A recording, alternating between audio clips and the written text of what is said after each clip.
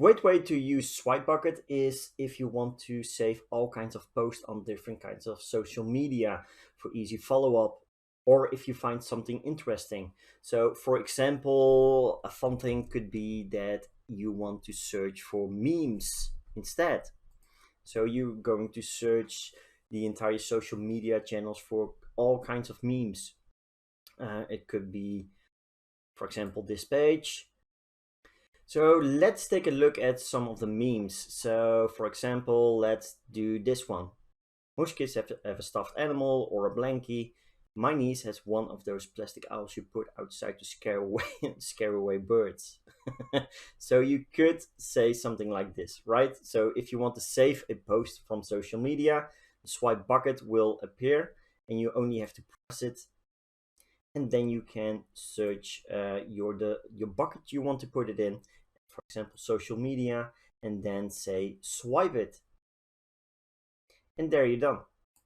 So you can use different kinds of channels, and if you find something interesting and you hover over the post, you will have the swipe bucket, and you only have to choose your bucket, and then you can even do a tag, right? So the tag could also be a meme, and then press swipe it.